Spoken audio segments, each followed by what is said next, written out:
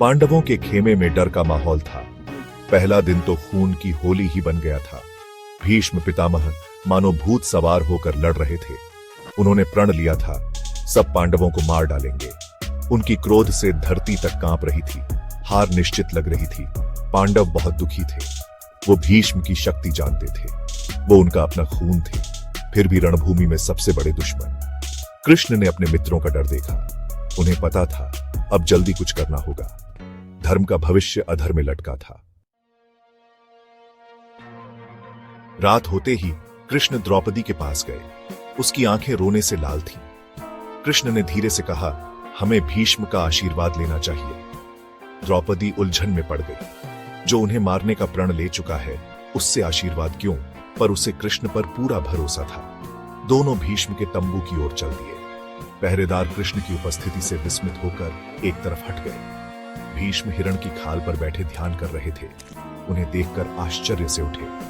द्रौपदी अपने पौत्रों की पत्नी को देखकर उनका हृदय पिघल गया। द्रौपदी ने भीष्म के पैर छुए और आशीर्वाद मांगा। कांपती हुई आवाज में बोली, पितामह, अपने पौत्रों को विजय का आशीर्वाद दीजिए। भीष्म चौंक गए। मारने का प्रण लिया था और ये आशीर्वाद मांग रही है। उन्होंने कृष्ण की ओर देखा। उनकी आंखों में चमक थी। वो समझ गए कि ये कृष्ण की चाल है।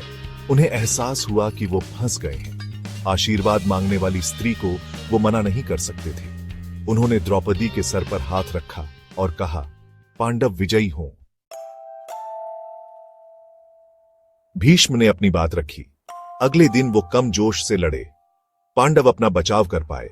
बाद में कृष्ण ने द्रौपदी को अपनी रणनीति समझाई। सम्मान एक बहुत बड़ा अस्त्र है, उन्होंने कहा। सबसे बड़ा योद्धा भी जिसका सम्मान करता है, उससे आशीर्वाद लेने पर मना नहीं कर सकता।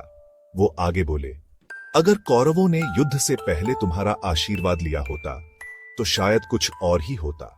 द्रौपदी ने उनके शब्दों पर विचार किया। उसे उनकी सच्चाई समझ आ गई। सम्मान और आशीर्वाद युद्ध टाल सकते थे। ये एक ऐसा सबक था जिसे वो कभी नहीं भूलने वाली।